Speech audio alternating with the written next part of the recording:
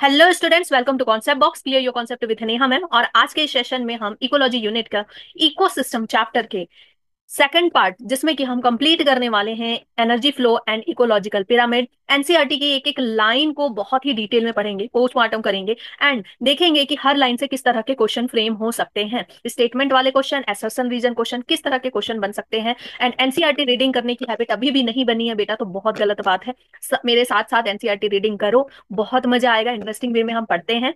NCERT reading करो, उसके बाद क्वेश्चंस सॉल्व करो। एमसीक्यूज अभ्यास मंत्रा में एनसीईआरटी बेस्ड अवेलेबल है, चैप्टर वाइज है, टॉपिक वाइज है। फिर आपके पीवाई क्यूज है, मॉक टेस्ट है बहुत सारे प्रेजेंट वहां पे, एमटीजीज के क्वेश्चन है, लाखों लाखों क्वेश्चन वहां पे प्रेजेंट है। 1000 से भी ज्यादा कॉम्पिटेटिव एग्जाम्स के क्वेश्चंस अवेलेबल हैं। तो आप जाकर के वहां जरूर क्वेश्चन प्रैक्टिस करना, क्योंकि सिर्फ और सिर्फ एनसीईआरटी पढ़ने से नहीं होगा। एनसीईआरटी पढ़ने के बाद एनसीईआरटी एग्जाम्पलर के क्वेश्चन सॉल्व करना, साथ में एमसीक्यू सॉल्व करना, सबसे बेस्ट तरीका है नीट के प्रिपरेशन का। हम समय वेस्ट नहीं करते हुए आज का टॉपिक स्टार्ट करते हैं। और अभी तक अगर आपने मेरे चैनल को सब्सक्राइब नहीं किया है तो कर लो, क्योंकि फ्री में मिलते हैं आपको बहुत सारे ब्रेन हैक्स, एग्जाम हैक्स और बायोलॉजी के बहुत सारे सुपर डुपर फिल्मी ट्रिक्स और एनसीईआरटी की line by line series. So let's get started. तो आज हम पढ़ने वाले हैं एनर्जी फ्लो। एनर्जी का फ्लो इकोसिस्टम में कैसे होता है, एक लेवल से दूसरे लेवल में, except for the deep sea hydrothermal ecosystem. पहला क्वेश्चन यहीं से बनता है बेटा कि डीप सी हाइड्रोथर्मल इकोसिस्टम, जहां पे हॉट स्प्रिंग है, तो यहाँ किस तरह के ऑर्गेनिज्म पाए जाते हैं। सीलेंट्रेट्स वगैरह पाए जाते हैं, ठीक है। और क्रैब्स मिल जाते हैं यहाँ पर। तो हाइड्रोथर्मल इकोसिस्टम में सनलाइट नहीं पहुंच पाती है, तो इसको छोड़कर हर जगह sun is the only ultimate source of energy. वहां पर सनलाइट नहीं मिलती, उनको पता भी नहीं है कि सनलाइट जैसी कोई चीज है डीप अंडर द सी। उनको पता भी नहीं, अंधेरे में जीवन काट रहे हैं। और वहां क्या होता है अल्टीमेट सोर्स ऑफ एनर्जी, यहाँ क्या होगा ultimate source of energy is chemical energy.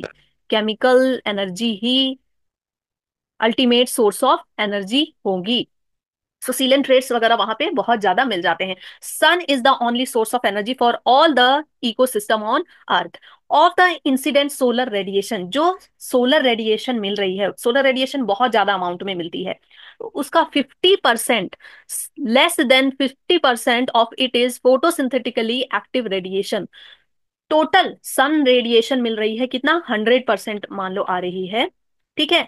100% का बेटा 50% से भी लेस, ठीक है, 50% से भी लेस जो है, क्या है, पार है। फोटोसिंथेटिकली एक्टिव रेडिएशन मतलब कि जिस जिस रेडिएशन पे फोटोसिंथेसिस होती है, फोटोसिंथेसिस होती है, क्या होता है पार का रेडिएशन, क्या रेंज होता है, 400 to 700 nm होता है। कौन कौन सी विबग्योर के कौन कौन से मेन कलर इसमें होते हैं, रेड, ब्लू, हमने पढ़ रखा है ना, ठीक है। और बाकी रेडिएशन क्या हो जाती है, बाकी रेडिएशन या तो रेडिएंट बैक हो जाती है, बैक चली जाती है। हीट, जो सॉइल वगैरह, सॉइल एब्जॉर्ब करते हैं उसको, वो गर्म होता है, ठीक है। एयर गर्म होता है इसकी वजह से, वाटर गर्म होता है इसकी वजह से, तो वो सब चली जाती है एटमॉस्फेयर में, ठीक है। बाकी जो है एटमॉस्फेयर यूज कर लेता है डिफरेंट तरीके से। और कुछ जो होती है रेडिएंट बैक, रेडिएंट बैक, ठीक है, वापस चली जाती है। यहां से बेटा क्वेश्चन आता है कि कितना परसेंट पार, कितना परसेंट होता है, लेस देन 50%। 50% नहीं लिखेंगे, less than 50%, we know that. और इस 50% का भी जो है प्लांट यूज करते हैं 2 से 10% फोटोसिंथेसिस के लिए।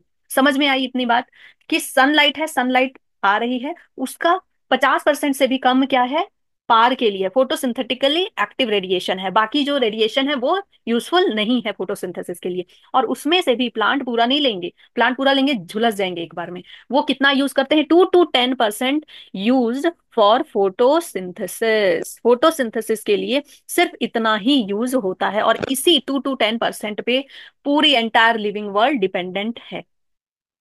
So we know that plant and photosynthetic bacteria fix sun's radiate energy to make food from simpler inorganic material। हमको पता है कि प्लांट और फोटोसिंथेटिक बैक्टीरिया जो होते हैं वो सन रेडिएंट एनर्जी को फिक्स करते हैं, सन की रेडिएंट एनर्जी को किस में कन्वर्ट करते हैं, केमिकल एनर्जी में कन्वर्ट करते हैं। केमिकल एनर्जी में कन्वर्ट करके क्या बनाते हैं, सिंपल इनऑर्गेनिक मटेरियल बनाते हैं, ऑर्गेनिक नहीं सिंपल इनऑर्गेनिक मटेरियल बनाते हैं।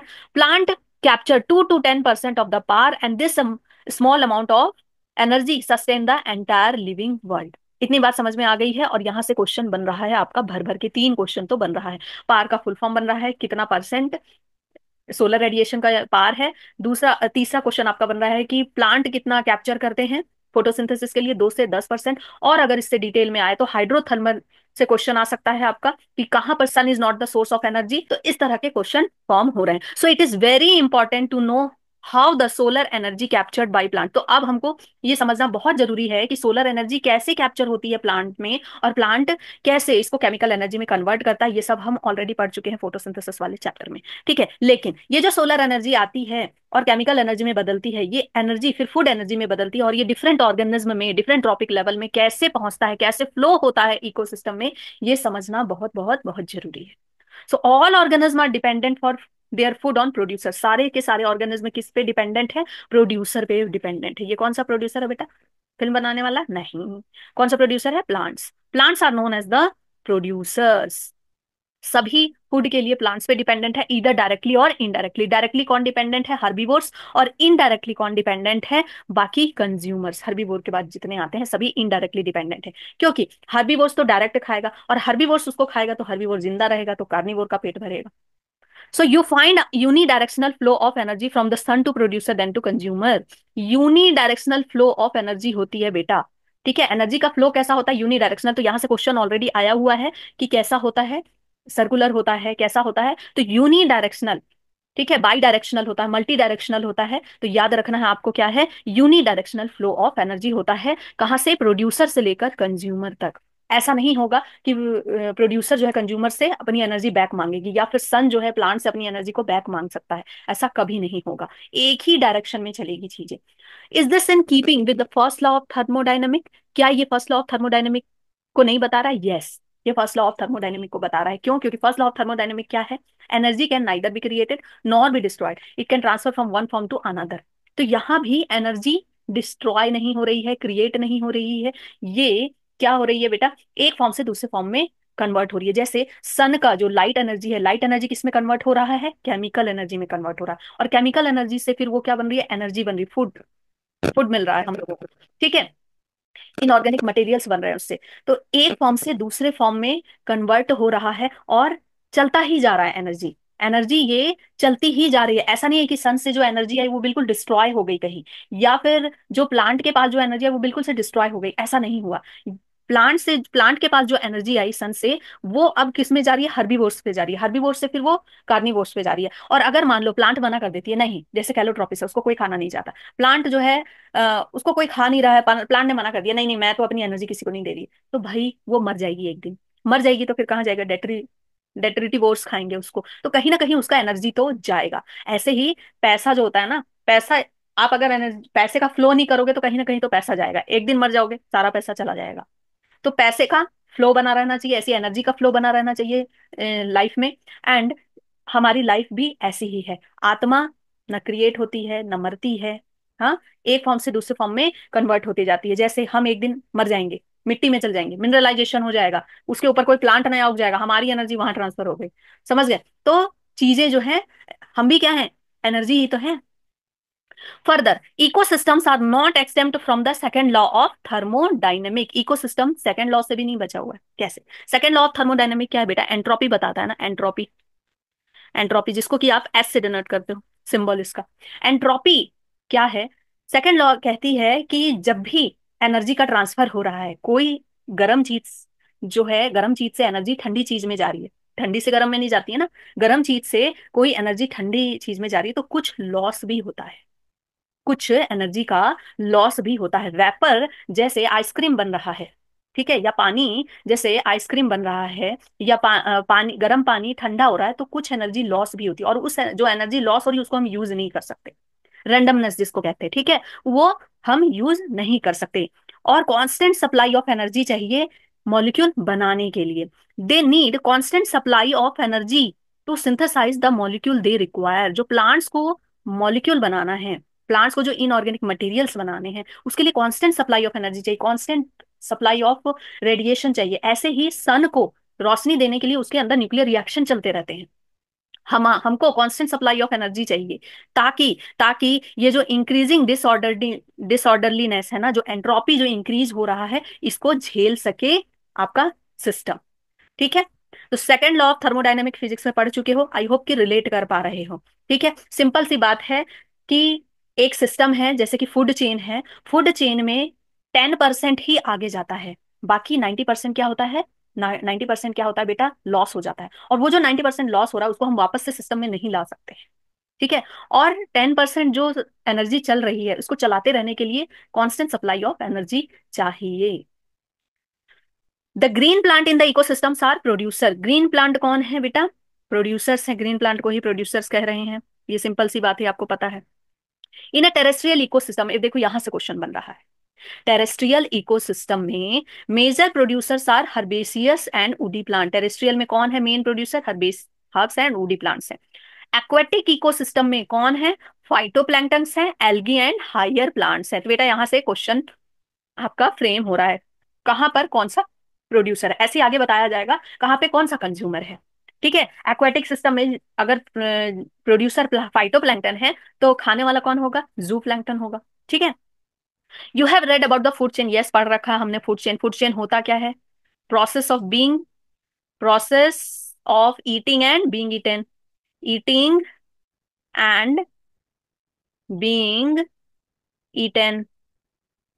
खाओ और खिलाए जाओ, खाओ और खिलाए जाओ। आज तुम खा रहे हो किसी को, कल तुमको कोई खा लेगा। And web that exist in nature, web क्या होता है, बहुत सारा फूड चेन मिल करके, ठीक है, network of food chain, network of food chain, बहुत सारे फूड चेन मिल करके क्या बनाते हैं, फूड वेब बनाते हैं। ठीक है, दोनों चीजें नेचर में एग्जिस्ट करती है। स्टार्टिंग फ्रॉम प्लांट्स, कहाँ से स्टार्ट होता, हमेशा को कोई फूड चेन, फूड वेब किससे स्टार्ट होगा बेटा, प्रोड्यूसर से स्टार्ट होगा। And rather webs are formed such that an animal feeds on a plant or another animal and in turns is food for another। वही बात दी हुई है जो मैंने अभी आपको बताया कि फूड चेन में क्या होता है, फूड वेब में क्या होता है, कि जो प्लांट है या एनिमल है, ठीक है, एनिमल ने प्लांट को खाया, आज उसने प्लांट को खाया है, उसका बदला खुदा लेगा, क्या होगा, उसको भी कोई खाएगा। ठीक है, तो खाओ और खिलाए जाओ। सो फूड फॉर अदर, आज उसने किसी को खाया है, in turn is food for another. The chain और web is formed because of this interdependency. ये चेन और ये जो बनता है, ये किसकी वजह से बनता है, इंटरडिपेंडेंसी, सब एक दूसरे पे डिपेंडेंट है। ठीक है, हर्बी वो डिपेंडेंस है प्रोड्यूसर्स पे, प्लांट्स पे। ठीक है, कौन प्रोड्यूसर्स पे कौन डिपेंडेंस है, कंज्यूमर। पहला कंज्यूमर कौन है, हर्बीवोर्स है। हर्बीवोर्स पे कौन डिपेंडेंट है बेटा, कंज्यूमर्स। ठीक है, कार्निवोर्स। तो ये सभी एक दूसरे के ऊपर डिपेंडेंट हैं। No energy that is trapped into an, यहां से बेटा क्वेश्चन आता है, देखो बहुत इंपॉर्टेंट लाइन दी हुई है कि फूड चेन क्या है, यूनिडायरेक्शनल एनर्जी का फ्लो होता है इसमें। एक, no energy that is trapped into an organism remain it forever. कोई भी एनर्जी हमेशा किसी के अंदर ट्रैप्ड नहीं रह सकती, कि मैं आज खा लूं, ठीक है, भर भर के खा लूं और मैं बोलूं कि मैं अपनी एनर्जी किसी को दूंगी ही नहीं।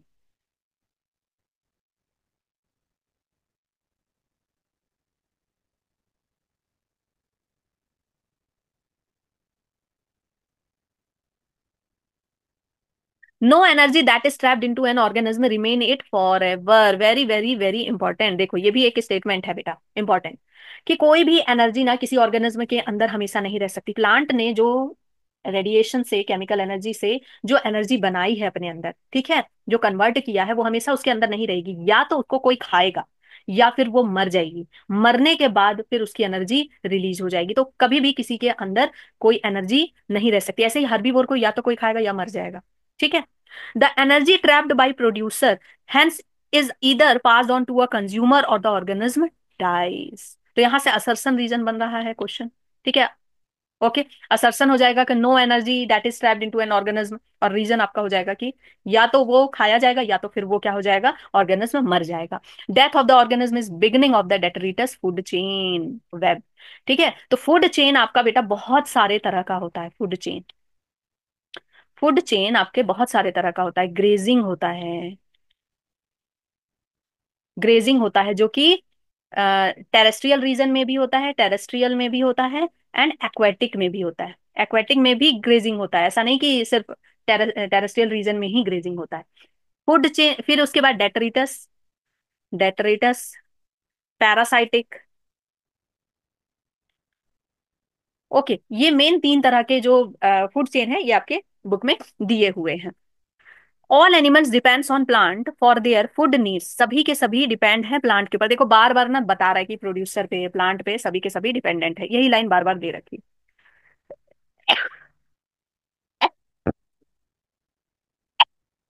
दे आर हेंस कॉल्ड कंज्यूमर्स। ठीक है, जो डिपेंडेंट है प्लांट के ऊपर उनको हम क्या कह रहे हैं, जो डिपेंडेंट है प्लांट के ऊपर उनको हम कंज्यूमर कह रहे हैं, या फिर हम उनको हेट्रोट्रॉप्स कहते हैं, because they can't make their own food. और जो प्लांट्स है उनको हम क्या कह रहे हैं, प्रोड्यूसर, प्रोड्यूसर्स कह रहे हैं, एंड ऑटोट्रॉप्स कह रहे हैं, ऑटोट्रॉप्स कह रहे हैं। If they feed on the producer the plant they are called primary consumer. अगर वो डायरेक्ट प्लांट को फीड करते हैं तो उसको हम क्या कहते हैं, प्राइमरी कंज्यूमर कहते हैं। और and if the animal eat other animal which in turn eat the plant, ठीक है, अगर कोई एनिमल पहले ग्रास खा रहा है और उसको फिर कोई खा रहा है तो उसको हम क्या कहते हैं, सेकेंडरी कंज्यूमर कहते हैं। सिंपल सी बात ये समझो कि ये ग्रास है, ठीक है, ग्रास को गोट खा रही है, ग्रास को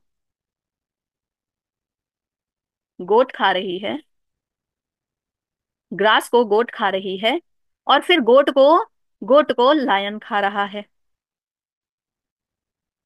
अब जो है बेटा, अब बिल्ली जैसा लग रहा है लेकिन लायन बनाने की कोशिश की है मैंने, भूल गई हूँ बहुत दिन से बनाया नहीं है। ठीक है, ओके, तो ये लायन है, ये हो गया प्रोड्यूसर। इसको जो डायरेक्ट खाएगा वो क्या होगा, प्राइमरी कंज्यूमर, प्राइमरी कंज्यूमर। मतलब पहला तो प्रोड्यूसर है और बाकी जितने बच गए, प्रोड्यूसर को छोड़कर बाकी जितने बच गए वो सभी क्या कहलाते हैं, कंज्यूमर्स कहलाते हैं। बाकी जितने होंगे सभी क्या कहलाएंगे, कंज्यूमर्स कहलाएंगे। कंज्यूमर्स प्राइमरी हो सकते हैं, सेकेंडरी हो सकते हैं, टर्शियरी हो सकते हैं, क्वार्टरनरी हो सकते हैं।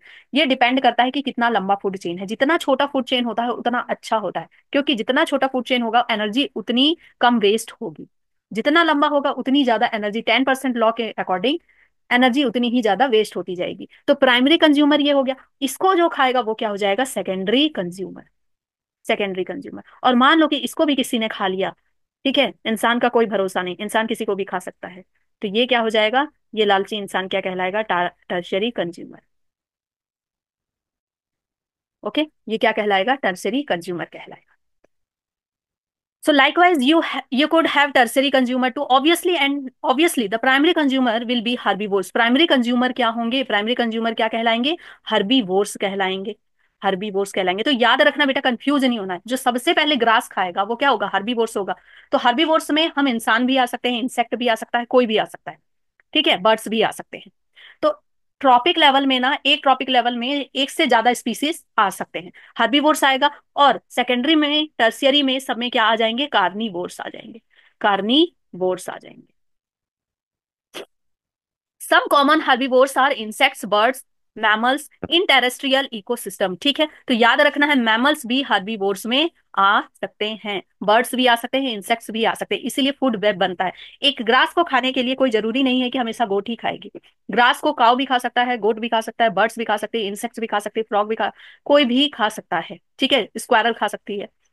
And Mollusca in aquatic ecosystem. तो यहाँ पे कंज्यूमर के बारे में दिया है, जैसे पहले प्रोड्यूसर के बारे में दिया था कि टेरेस्ट्रियल और एक्वेटिक में कौन कौन प्रोड्यूसर हो सकता है, वैसे ही यहाँ कंज्यूमर दिया हुआ है कि कंज्यूमर कौन कौन हो सकते हैं, टेरेस्ट्रियल इकोसिस्टम में कौन कंज्यूमर हो सकता है और एक्वेटिक इकोसिस्टम में कौन कंज्यूमर हो सकता है।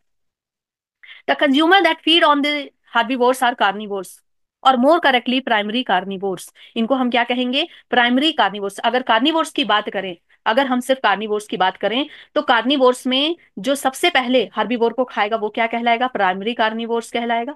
और फिर जो उसके बाद खाएगा वो सेकेंडरी कार्निवोर्स कहलाएगा। तो एक ही चीज को बार बार ब्रेक कर दिया गया है। Those animals that depend on primary carnivores for food are label as secondary carnivores. Simple grazing food chain दिया हुआ है बेटा। सिंपल ग्रेजिंग फूड चेन में क्या है? प्रोड्यूसर है, कौन है? ग्रासेस हैं, प्लांट्स हैं। ओके, देन और अगर एक्वेटिक है तो एक्वेटिक जगह पे क्या होगा? फाइटोप्लैंक्टन्स हो जाएंगे। फिर गोट प्राइमरी कंज्यूमर है, सेकेंडरी कंज्यूमर में मैन आ गया। हाँ, टर्सरी कंज्यूमर में मान लो लायन आ जाएगा, लायन टर्शियरी, टर्शियरी कंज्यूमर।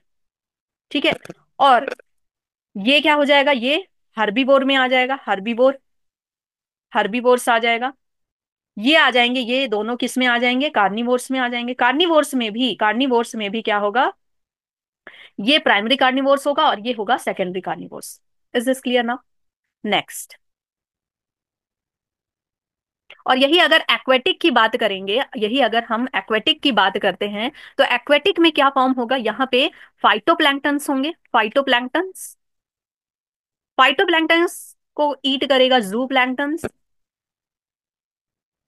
जू प्लैंक्टन्स को ईट करेंगे स्मॉल फिशेस, और स्मॉल फिशेस को ईट करेंगे large fishes, large fishes.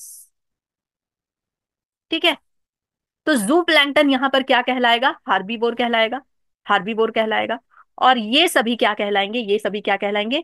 Carnivores, carnivores. ठीक है, ऐसे ही ये प्राइमरी कंज्यूमर कहलाएगा, प्राइमरी कंज्यूमर। ये सेकेंडरी कंज्यूमर, कंज्यूमर। और ये टर्शियरी कंज्यूमर। लेकिन अगर कार्निवोर्स की बात करें तो ये क्या कहलाएगा? प्राइमरी कार्निवोर, और ये secondary carnivore. I hope this is clear now. Now the detritus food chain. अब समझो कि ग्रास को किसी ने नहीं खाया, प्लांट को किसी ने नहीं खाया, वो मर गया। ठीक है, डेट्राइटस फूड चेन स्टार्ट हो गया। Detritus food chain begins with the dead organic matter. Plant जो था, प्लांट जो था वो मर गया। ठीक है, इसके पत्ते वगैरह यूं सड़े से हो गए। ठीक, प्लांट पूरा मर गया। अब क्या होगा? अब क्या होगा आगे? इसको, इसको कौन खाएंगे? Decomposers, decomposers. डिकम्पोजर्स में भी मेनली कौन आएंगे? Fungi, bacteria, bacteria and protozoans. ठीक है, अब डिकम्पोजिशन कैसे होता है, मिनरलाइजेशन, पूरा डिटेल हमने पढ़ रखा है ऑलरेडी लास्ट लेक्चर में, फलचम वाला पूरा पढ़ लिया है ना? तो डिकम्पोजिशन इसका होना स्टार्ट हो जाएगा। It is made up of decomposer which are heterotrophic organism. Heterotrophic organism इसलिए बोल रहे हैं because they can't make their own food, और वो डिपेंडेंट है उस पे, मेनली फंगी एंड बैक्टीरिया। तो यहां से क्वेश्चन आपका बनता है कि डेट्रिटस फूड चेन में, डेट्रिटस फूड चेन में जो प्राइमरी कंज्यूमर है वो कौन है? फंगी एंड बैक्टीरिया है। प्राइमरी कंज्यूमर हम इसको कहेंगे fungi and bacteria. They meet their energy and nutrient requirement by degrading dead organic matter or detritus. Detritus किसको कहते हैं? ये जो डेड रिमेन है, जो इसका डेड रिमेन है, डेड रिमेन है, मान लो यहाँ पे मीट का टुकड़ा है या फिर लीफ, सड़ा गला लीफ है, इसको हम डेड रिमेन कहेंगे या फिर डेड ऑर्गेनिक मैटर कहेंगे। ठीक है, dead organic matter, dead organic matter. Clear? These are also known as the saprotroph. अब इनको कौन खाएगा? इनको कौन खाएगा? डिकम्पोजर्स खाएंगे। और डिकम्पोजर्स कौन है? सेप्रोट्रॉप्स है। सेप्रोट्रॉप्स का मतलब होता है, सेप्रो मतलब टू डिकम्पोज, या फिर जो सड़ी गली चीजों को, रॉटन चीजों को जो खाते हैं। तो सेप्रोट्रॉप्स इनको कैसे खाएंगे? ये फंगी है, मान लो ये फंगी है। ठीक है, अब इस फंगी को ना, ये सड़ी हुई लीफ को देख करके लालच आ रहा है, बहुत लालच आ रहा है इसको सड़ी हुई लीफ को देखकर। ये फंगी अब क्या निकाल रहा है? डाइजेस्टिव जूस, इसको देख के लार आ रहा है, ये डाइजेस्टिव जूस निकाल रहा है। डाइजेस्टिव जूस निकालने की वजह से ये जो कॉम्प्लेक्स फॉर्म में था, अब ये किस में बदल गया? लिक्विड फॉर्म में, सॉल्युबल फॉर्म में, सॉल्युबल फॉर्म में ये कन्वर्ट हो गया। और अब ये इसको क्या करेगा? अब ये इसको क्या करेगा? ये इसको एब्जॉर्ब कर लेगा। ठीक है, इसको कहते हैं saprophytic mode of nutrition. So decomposers secrete a digestive enzyme that break down dead and waste material into simple inorganic material which are subsequently absorbed by them. Terrestrial ecosystem और एक्वेटिक। टेरेस्ट्रियल इकोसिस्टम में से ज्यादा GFC से ज्यादा होता है DFC. DFC DFC mainly होता है एनर्जी फ्लो के लिए। क्यों क्यों क्यों क्यों ऐसा होता है? क्योंकि ज्यादा अमाउंट में ग्रासेस हैं, ज्यादा अमाउंट में हायर प्लांट्स हैं, ज्यादा अमाउंट में हर्ब सब कुछ है, तो ज्यादा अमाउंट में चीजें मरेंगी। ठीक है, ज्यादा अमाउंट में हर्बीवोर्स हैं तो वो ज्यादा अमाउंट में मरेंगे, तो वहां डीएफसी ज्यादा होगा। लेकिन एक्वेटिक में GFC is major source of energy flow, major concrete for energy flow than the DFC. वहां पर ज्यादा नहीं है प्रोड्यूसर्स कंज्यूमर, तो जीएफसी ज्यादा होगा, डेटरिटस कम होगा। ठीक है, डेड रिमेन वहां पे कम पाए जाएंगे और यहाँ टेरेस्ट्रियल में डेड रिमेन ज्यादा पाए जाएंगे। तो बेटा यहाँ से क्वेश्चन बन रहा है, as against this, in terrestrial ecosystem a much larger fraction of energy flow through the detritus food chain than through the GFC। बहुत बहुत बहुत इंपॉर्टेंट है। detritus food chain भी may be connected with grazing food chain। grazing food chain से connected हो सकता है कैसे? जैसे कि जो ग्रास है, ठीक है, ग्रास को अर्थवर्म खा रहा है डेट्रिटस होने पे, और इसी अर्थवर्म को कौन खा रहा है? ग्रास को। जैसे कि फॉर एग्जाम्पल एक ग्रास है, ठीक है, ग्रास है, ग्रास डेड हो गया। डेड होने के बाद हमने क्या पढ़ा था कि भाई इसको अर्थवर्म खा सकता है, अर्थवर्म। इस अर्थवर्म को कौन खा सकता है? बर्ड। बर्ड। और यही बर्ड किसको खा सकती है? इसको इंसेक्ट खा रहा है, और ये बर्ड जो है इस इंसेक्ट को खा सकती है। तो ये इंटरकनेक्टेड हो सकता है, डेट्रिटस जो है ग्रेजिंग फूड चेन का भी हिस्सा हो सकता है। Some of the organism DFC are prey to the GFC animal. ठीक है, डीएफसी डीएफसी के कुछ जो ऑर्गेनिज्म हैं, जैसे कि अर्थवॉर्म हो गया, या फिर कोई बैक्टीरियाज हो गए, कोई प्रोटोजोन्स हो गए, वो प्रे हो सकते हैं किसके? जीएफसी एनिमल्स के, जैसे कि बर्ड्स हो गए। And in a natural ecosystem some animal like cockroaches crow are omnivores. Cockroaches crow क्या होता है? ओमनिवोर्स होते हैं। वो सीड वगैरह को भी खा सकते हैं और वो साथ में अर्थवॉर्म को भी खा सकते हैं। ठीक है, so how would you classify human being? Human being को किसमें क्लासिफाई करोगे? हम्म, ओमनिवोर है ये भी, इनका भी फूड चेन में बहुत जगह क्या है? क्लासिफिकेशन है। ये हर्बीवोर्स भी हो सकते हैं, ये फर्स्ट ट्रॉपिक लेवल पे भी आ सकते हैं, सेकंड में भी आ सकते हैं, प्राइमरी कंज्यूमर्स भी हो सकते हैं, ये टॉप कंज्यूमर्स भी हो सकते हैं। Organism occupy a place in the natural surrounding और in a community according to their feeding relationship with the other organism. Feeding habit के अकॉर्डिंग जो ऑर्गेनिज्म है उनका एक प्लेस है, प्रॉपर प्रॉपर प्लेस है। Based on the source of their nutrition और food, किस तरह का वो खाना खाते हैं, कोई भी ऑर्गेनिज्म किस तरह का खाना खाता है, स्पेसिफिक प्लेस पे उसको रखा गया है इकोसिस्टम में, जिसको हम ट्रॉपिक लेवल कहते हैं। Producer belong to first trophic level, हमेशा प्रोड्यूसर फर्स्ट ट्रॉपिक लेवल पे होगा। हार्बीवोर्स प्राइमरी कंज्यूमर होगा जो कि सेकंड ट्रॉपिक लेवल पे होगा। कार्निवोर्स थर्ड ट्रॉपिक लेवल पे होंगे। तो इसको हम चार्ट से समझ लेते हैं। और बेटा ये चार्ट आपका आ सकता है, इंपॉर्टेंट है। ये कैसे आ सकता है? यहाँ पे फिल इन द ब्लैंक्स दे देगा, यहाँ पे फिल इन द ब्लैंक दे देगा, पूरा चार्ट दे करके। या फिर पूछ सकता है कि जो कार्निवोर्स हैं, ठीक है, कार्निवोर्स किस ट्रॉपिक लेवल पे आएंगे? ओके, तो प्रोड्यूसर है सबसे पहले ग्रासेस वगैरह, फिर प्राइमरी कंज्यूमर कौन है? हर्बीवोर्स हैं। हर्बीवोर्स प्राइमरी कंज्यूमर है, लेकिन ट्रॉपिक लेवल कौन सा है इनका? सेकंड है। फर्स्ट ट्रॉपिक लेवल पे क्या आ जाएंगे? प्लांट्स आ जाएंगे, जिनको कि हम प्रोड्यूसर्स भी कहते हैं या फिर हम इनको ऑटोट्रॉप्स भी कहते हैं। सेकंड में कौन आ जाएंगे? हार्बीवोर्स आ जाएंगे, जिनको कि हम हेट्रोट्रॉप्स भी कहते हैं। हेट्रोट्रॉप्स इसके ऊपर जितने हैं सभी के सभी हेट्रोट्रॉप्स ही हैं। लेकिन सेकंड ट्रॉपिक लेवल पे कौन आ जाएंगे? हार्बीवोर्स आ जाएंगे। फिर कार्निवोर्स किस में आएंगे? थर्ड ट्रॉपिक लेवल पे। एक्चुअली हार्बीवोर्स के बाद जितने हैं सभी क्या हैं? कार्निवोर्स हैं। तो कार्निवोर्स में भी जो छोटे होंगे, जैसे बर्ड, फिशेस, वोल्फ, ये सब थर्ड ट्रॉपिक लेवल पे। फिर फोर्थ ट्रॉपिक लेवल पे मैन लायन, या इससे भी ज्यादा कोई है इनको भी खाने वाला, तो वो फिफ्थ ट्रॉपिक लेवल पे चला जाएगा। समझ गए? तो जो सबसे हाईएस्ट होगा फूड चेन का, जो लास्ट दिया हुआ होगा, उसको हम क्या कहेंगे? टॉप कार्निवोर कहेंगे। ओके, तो मैन आपका टॉप कार्निवोर में भी आ सकता है। ठीक है, मैन आपका फोर्थ ट्रॉपिक लेवल पे भी आ सकता है, और मैन आपका हार्बीवोर में भी आ सकता है। तो कोई एक स्पीसीज ना दो तीन ट्रॉपिक लेवल पे आ सकती है, लेकिन हम इसको नहीं दिखाते हैं ऐसे। Next, the important point to know that, important point note करने के लिए बोल रहा है, मतलब इंपॉर्टेंट है। Amount of energy decrease at successive trophic level, हर ट्रॉपिक लेवल पे अमाउंट ऑफ एनर्जी डिक्रीज हो जाती है due to 10% law given by Lindeman in 19 42। ठीक है, लिंडमैन ने दिया था इसको। And when any organism dies it is converted to detritus, कोई ऑर्गेनिज्म डाई होता है तो वो डेट्रिटस में कन्वर्ट हो जाता है या डेड बायोमास में, that serve as an energy source for decomposer. वो सड़ी गली चीजें डिकम्पोजर के लिए क्या है, एनर्जी सोर्स है। Organism at each trophic level depend on, हर ऑर्गेनिज्म, ठीक है, हर ट्रॉपिक लेवल पे जो ऑर्गेनिज्म है वो डिपेंड करता है अपने से नीचे लेवल पे, नीचे लेवल को खाता है। ये हर जगह होता है, लाइफ में भी, ऑफिस वगैरह में भी। जो नीचे वाले हैं उन पे शासन किया जाता है, ठीक है, किसके लिए, अपनी एनर्जी डिमांड को पूरा करने के लिए। तो जो हायर ट्रॉपिक लेवल वाला होगा वो नीचे ट्रॉपिक लेवल वाले को क्या करेगा, खाएगा, नीचे वाला हायर वाले को नहीं खा सकता। Each trophic level has a certain mass of living material at a particular time called as standing crop. Very very very important बेटा, स्टैंडिंग क्रॉप क्या होता है और स्टैंडिंग स्टेट क्या होता है। स्टैंडिंग क्रॉप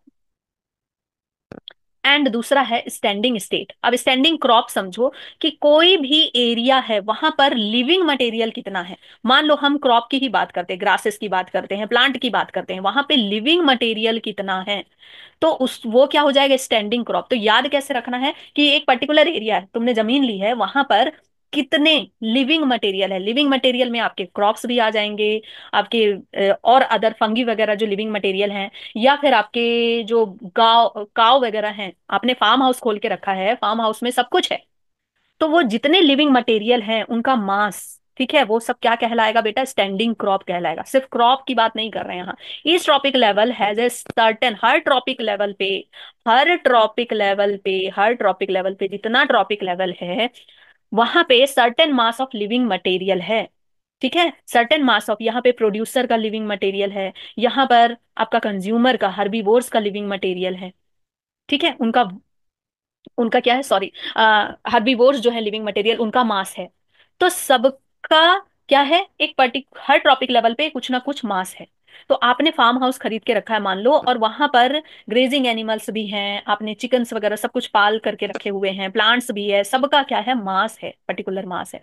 ठीक है, और पर्टिकुलर टाइम पे उसको हम क्या कहते हैं, स्टैंडिंग क्रॉप कहते हैं। और स्टैंडिंग स्टेट क्या होता है, यहाँ पर इस जगह पे मान लो कुछ मिनरल्स भी तो होंगे ना, खाद आपने डाला है, मिनरल्स होंगे, न्यूट्रिएंट्स होंगे, मिनरल्स, न्यूट्रिएंट्स, नॉन लिविंग, ठीक है, नॉन लिविंग मटेरियल्स होंगे, जिसको कि हम क्या कहेंगे, जिसको कि हम क्या कहेंगे बेटा, स्टैंडिंग स्टेट, स्टैंडिंग स्टेट। ठीक है, तो याद रखना कि जो नॉन लिविंग है वो स्टैंडिंग स्टेट है, और जो लिविंग चीजें हर ट्रॉपिक लेवल पे प्रेजेंट है उसको क्या कह रहे हैं, स्टैंडिंग क्रॉप कह रहे हैं। The standing crop is measured as mass of living organism biomass और the number in a unit area. The biomass of a species is express in terms of fresh और ड्राई वेट। हम जो biomass वहां पे present है एक particular area में, हम उसको फ्रेश वेट भी काउंट कर सकते हैं और ड्राई वेट भी काउंट कर सकते हैं, लेकिन ज्यादा बेटर होता है कि ड्राई वेट। क्योंकि क्यों एक्यूरेट होता है ये, क्योंकि उस that is not affected by, not, dry weight is not affected, not affected by any changes in environment, any changes in environment. कोई भी उसमें फिजियोलॉजिकल और किसी भी तरह का चेंज नहीं आता है कि उसके वजन में असर पड़ेगा। जैसे कि मान लो संतरे का छिलका आपने सुखा दिया, ठीक है, या फिर मम्मी लोग करती है ना कि सुखा के रखती हैं चीजों को, उसका जो एक्स्ट्रा जो भी फ्लूइड होता है, एक्स्ट्रा जो भी फ्लूइड होता है वो जो है एवेपोरेट हो जाता है। तो जो बच गया अब उसमें कोई चेंज नहीं आएगा एनवायरमेंट में, चाहे ह्यूमिडिटी आए चाहे कुछ है, तो कोई चेंज नहीं आएगा, तो वो अफेक्टेड नहीं होता और वो बिल्कुल प्रॉपर वेट रहता है, जितना उसका वजन है वो उतना ही रहेगा। ठीक है, लेकिन फ्रेश वाला क्या हो सकता है, वो सूख सकता है, वो खराब हो सकता है, रोटेन हो सकता है, उसका कुछ पार्ट खराब हो सकता है, समझ गए। So the number of trophic level in grazing food chain is restricted as the transfer of energy flow 10% law, only 10% of the energy is transfer to each trophic level from the lower trophic level. In nature it is possible to have some so many level. Food chain में 10% law follow होता है कि हर trophic level पे सिर्फ 10% energy ही जाएगी। जैसे कि ये ग्रास है, अच्छा यहीं पे ये इस डायग्राम से मैं समझा देती हूँ। ठीक है, सन है, ठीक है, सन है, सन जो है 100% एनर्जी दे रही है। 100% एनर्जी में से इसका मैक्सिमम क्या हो गया हीट में, चला गया। 1% ही सिर्फ किसको मिला, प्लांट को मिला। प्लांट सिर्फ कितना एब्जॉर्ब करती है, 1%। यहाँ पर 10% नहीं होगा बेटा, 1%। ठीक है, 1% ही सिर्फ प्लांट लेती है। और अब जो प्लांट ने लिया 1%, इस 1%, ये 1% ही इतना ज्यादा था कि 1% को लेकर के इसने क्या किया, 100% फूड बनाया। 100%, इस 1% को लेकर के इसने पूरा इसको यूटिलाइज किया और 100% फूड बनाया। ठीक है, अब इसको मतलब जीपीपी बनाया, जीपीपी बनाया। और इसको फिर ये अपने बढ़ने के लिए, रेस्पिरेशन के लिए, प्रोटेक्शन के लिए यूज करेगी। तो 90% इसका यूज हो जाएगा, 90% यूज हो जाएगा। और आगे, आगे सिर्फ कितना जाएगा, 10%। आगे सिर्फ कितना जाएगा, 10%। तो ऐसे ही ये अर्थवॉर्म भी, या कोई इंसेक्ट है, ये इंसेक्ट जो है, इंसेक्ट भी भाई खाएगा, बड़ा होगा, उछलेगा, खेलेगा। तो इसका 9 हीट में चला जाएगा, लॉस हो जाएगा, और 10% ही आगे जाएगा। फॉर एग्जाम्पल, मान लो यहाँ पे 10 लाख है, ठीक है, 10 लाख जूल है। 10 लाख जूल एनर्जी है, 10 लाख जूल का 1% इसने लिया, तो कितना हो गया, ठीक है, 10,000 जूल हो गया। 10,000 जूल का 10% ही ये इसको देगी, तो कितना होगा, 1,000 जूल होगा। 1,000 का सिर्फ ये 10% इसको देगी, तो 100 हो जाएगा। और ये कितना हो जाएगा, 10 जूल ही इसको मिलेगा। तो जितना लंबा फूड चेन होगा उतनी एनर्जी कम होती जाएगी, और जितना छोटा फूड चेन होगा उतनी ज्यादा एनर्जी रहेगी। ठीक है, तो जो कार्निवोर्स होते हैं, जो ओमनीवोर्स होते हैं, नॉन वेजिटेरियन होते हैं, उनको एनर्जी जो मिल रही है ना, वो कम मिलती है थोड़ी। और ऐसे ही ये क्या हो सकता है, ये डेड हो सकता है। डेड होने के बाद इनको कौन खाएंगे, डिकम्पोजर्स खाएंगे। ये डेड हो सकता है तो डिकम्पोजर खाएंगे। ये बर्ड डेड हो सकती है तो इसको डिकम्पोजर खाएंगे। ये डेड होगी तो इसको डिकम्पोजर खाएंगे। तो डिकम्पोजर में भी क्या होगा कि इसका 10% ही इसको मिलेगा। समझ में आ गया, तो 10% रूल फॉलो होता है, और ये यूनिडायरेक्शनल होता है। So producer, herbivore, primary carnivore, secondary carnivore in the grazing food chain. Next, ecological pyramid हम पढ़ने वाले हैं। अब जो आपने अभी तक पढ़ा है वो चीजें और क्लियर होगी जब आप इकोलॉजिकल पिरामिड पढ़ेंगे। इकोलॉजिकल पिरामिड को एल्टॉस ने दिया था, साइंटिस्ट थे एल्टॉस। ठीक है, उन्होंने इकोलॉजिकल पिरामिड दिया था। इकोलॉजिकल पिरामिड क्या है बेटा, ग्राफिकल रिप्रेजेंटेशन है। ग्राफिकल रिप्रेजेंटेशन है नंबर का, ठीक है, नंबर का, बायोमास का, एंड एनर्जी फ्लो का। Energy flow in ecosystem, ecosystem. You must be familiar with the shape of pyramid. Pyramid का शेप जानते हो, नीचे में ब्रॉड होता है। हाँ, इजिप्ट का पिरामिड नीचे में ब्रॉड होता है, और ऊपर क्या होता है, एपेक्स में नैरोअर होता है। The base of pyramid is broad, it narrows towards the apex. One get a similar shape whether you express the food or energy relationship between organism. इसी तरह का शेप हमको मिलता है एनर्जी पिरामिड में। ठीक है, at different trophic level the relationship is expressed in terms of number, biomass और energy. The base of each pyramid, her pyramid के बेस में कौन रहेगा, this is very important. Her pyramid के बेस में कौन रहेगा, प्रोड्यूसर रहेगा। और हमेशा टॉप में कौन रहेगा, टर्शरी या क्वार्टरनरी या टॉप लेवल कंज्यूमर प्रेजेंट होगा। डिपेंड करेगा कि कितना छोटा आपका फूड चेन है और कितना बड़ा फूड चेन है।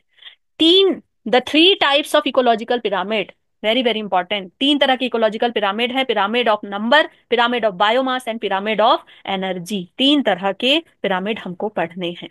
देखो, सबसे पहले यहां दिया है pyramid of number in grassland ecosystem. Grassland ecosystem में पिरामिड ऑफ नंबर, प्रोड्यूसर ज्यादा अमाउंट में होंगे, बहुत ज्यादा अमाउंट में। 6 मिलियन प्लांट्स है, बहुत ज्यादा। हर्ब्स हैं, सब्स हैं, ट्रीज है, बहुत ज्यादा अमाउंट ऑफ प्लांट है। उससे कम कौन है, कंज्यूमर्स हैं, गोट वगैरह। ठीक है, हर्बीवोर्स, हर्बीवोर्स उससे कम है। ओके, यहाँ पे प्लांट्स वगैरह आ गए, हर्बीवोर्स उससे कम है। फिर उसके बाद जो नेक्स्ट कंज्यूमर होगा उससे कम होगा, और उससे भी कम होगा जो टर्शियरी कंज्यूमर होगा। तो ये कैसा होता है, अपराइट होता है बेटा, अपराइट होता है। ठीक है, अगर हम एक्वेटिक में बात करें, एक्वेटिक में, ये तो ग्रासलैंड इकोसिस्टम की बात हुई या टेरेस्ट्रियल इकोसिस्टम की बात हुई। अगर हम इसी को एक्वेटिक में बात करें, नंबर में, ठीक है, एक्वेटिक में, तो फाइटोप्लैंक्टन होंगे। फाइटोप्लैंक्टन को खाने वाले फिर जू प्लैंक्टन, जू प्लैंक्टन को खाने वाले फिर स्मॉल फिशेस, और स्मॉल फिशेस को खाने वाले फिर कौन हो गए, लार्ज फिशेस। और अगर हम बात करते हैं यहीं पे एक सिंगल ट्री की बात कर लेते हैं, ठीक है, मान लो ओक ट्री है, ठीक है, ट्री है, सिंगल प्रोड्यूसर कौन है, ट्री है एक, ओक ट्री है, एक छोटा सा जगह है जहां पर एक ही ट्री है, ठीक है, ट्री है। अब इसको खाने वाले क्या हो जाएंगे, बहुत सारे बर्ड्स, स्क्वायरल, इसमें रहेगा कौन, बर्ड्स, स्क्वायरल, छोटे छोटे बर्ड्स, स्क्वायरल, कीड़े वगैरह, ठीक है। तो ये ज्यादा हो जाएंगे इसमें, जो कंज्यूमर होगा, प्राइमरी कंज्यूमर होगा, वो ज्यादा हो जाएगा। अब इसको खाने वाले, फिर प्राइमरी कंज्यूमर को खाने वाले जो बड़े बर्ड्स हैं, स्नेक है, वो फिर से कम अमाउंट में होगा उस ट्री में, तो सेकेंडरी कंज्यूमर फिर कम होगा। तो ये कौन सा शेप बन गया बेटा, स्पिंडल या अर्न, स्पिंडल या अर्न शेप बन जाएगा, ठीक है, मटके जैसा, अर्न शेप, या फिर हम इसको स्पिंडल शेप कहेंगे, ठीक है। तो हमको नंबर में ये तीन तरह का हमको शेप देखने को मिला, पिरामिड देखने को मिला, ठीक है। फिर है पिरामिड ऑफ बायोमास। बायोमास की बात करें, decrease in biomass as higher trophic level, producer ज्यादा है, ग्रासलैंड की बात हो रही है, ठीक है, ये भी किसकी बात हो रही है, ग्रासलैंड की, ग्रासलैंड की। तो प्रोड्यूसर ज्यादा है तो बायोमास भी ज्यादा होगा, बहुत सारे पेड़, बहुत बड़े बड़े पेड़, ठीक है, तो इनका बायोमास भी ज्यादा होगा, ठीक है। और फिर जो गोट वगैरह हैं उनका बायोमास उससे कम होगा, फिर उनका बायोमास उससे कम होगा, आगे खाने वाले फिर, और जो आगे खा रहे हैं वो, उनका बायोमास कम होगा, ठीक है।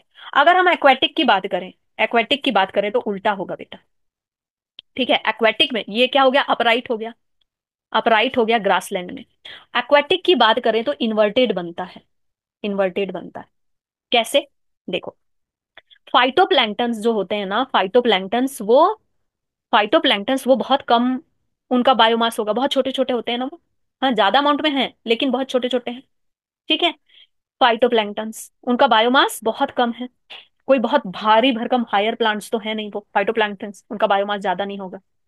फिर उनसे ज्यादा बायोमास होगा किसका, जू प्लैंक्टन का, जू प्लैंक्टन का वजन ज्यादा होगा। फिर उससे ज्यादा वजन होगा बहुत सारी मछलियां, मछलियां जो छोटी छोटी मछलियां होती है, बहुत सारे एक बार में निकलते हो, तो उन सबका जो वेट होगा वो क्या होगा, फिर जू प्लैंक्टन से ज्यादा होगा। और उससे भी ज्यादा वजन होगा शार्क का, हाँ, और बड़ी बड़ी मछलियां जो हैं, बिग फिशेस, लार्ज फिशेस जो कहें। तो ये कैसा हो गया, ये कैसा हो गया बेटा, इन्वर्टेड। ये कैसा बन रहा है, इन्वर्टेड बन रहा है, inverted.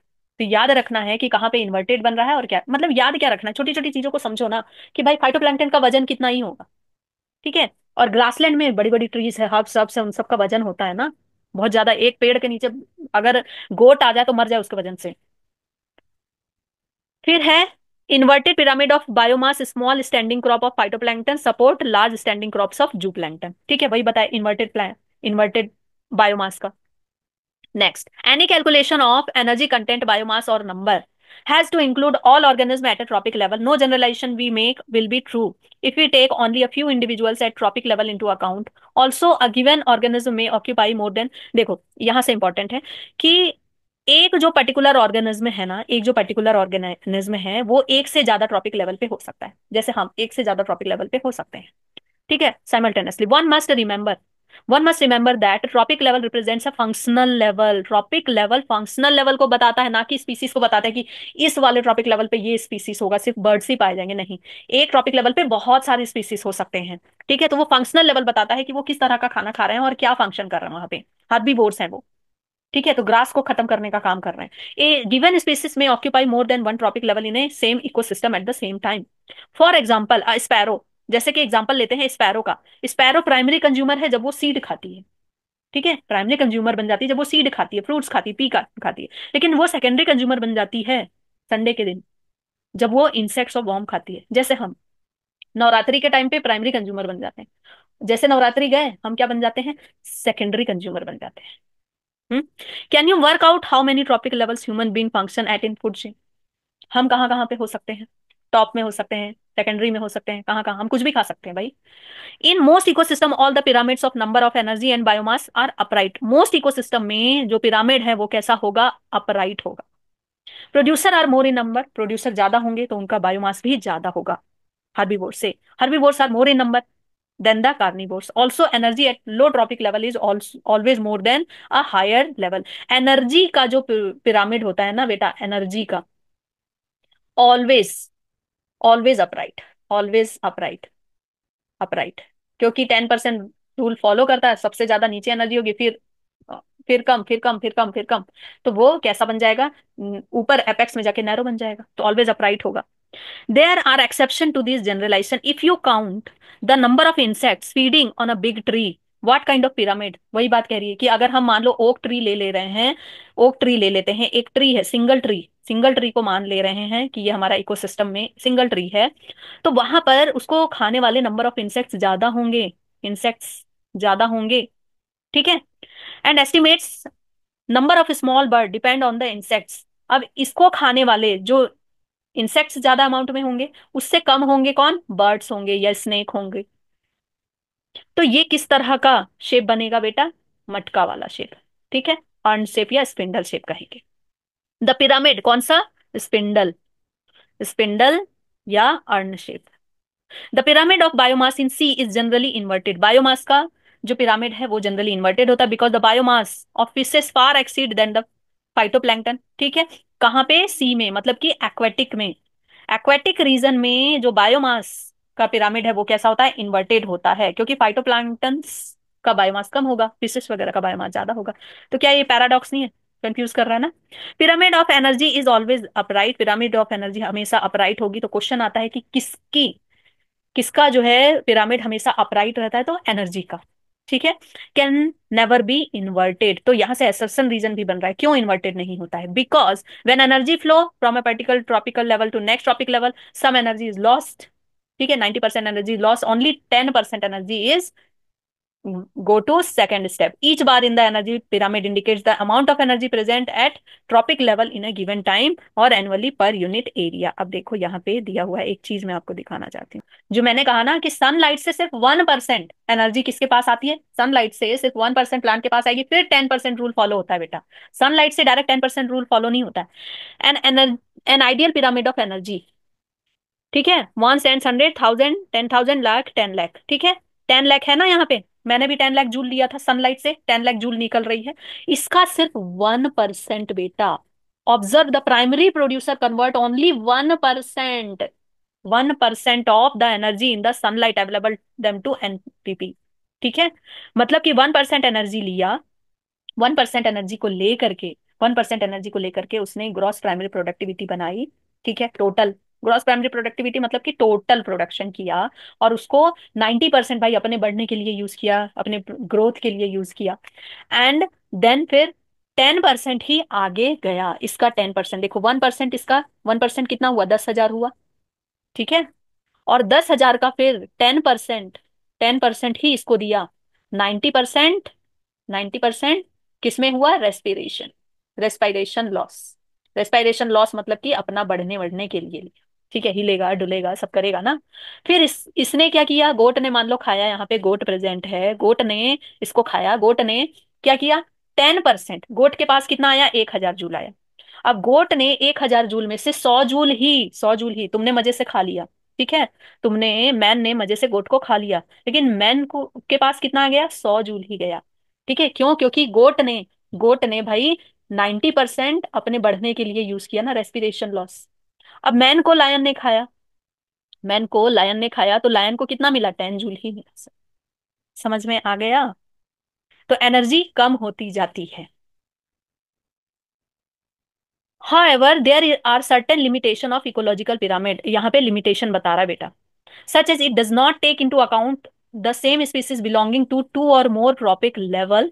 It assumes a simple food chain, something that almost never exists in nature। हम जब फूड चेन को दिखाते हैं तो हम एक ऑर्गेनिज्म को दो तीन में नहीं दिखा सकते हैं। हम सिंपल फूड चेन दिखाते हैं कि अच्छा इसने इसको खाया, इसने इसको खाया, ऐसे, जबकि ये बहुत कॉम्प्लेक्स होता है। It does not accommodate a food web. More ever saprophytes को कहीं कोई जगह नहीं मिली है, जबकि ये बहुत इंपॉर्टेंट रोल प्ले करते हैं। तो दो पॉइंट है, दोनों पॉइंट आपको याद रखने हैं। So this was all about this chapter. और जब भी चैप्टर बेटा कंप्लीट हो जाता है, अगर आपको one more thing, GPP NPP ये सब नहीं समझ आई है तो पिछला लेक्चर जरूर देखना, बहुत बहुत बहुत इजी तरीके से मैंने उसको समझाया है।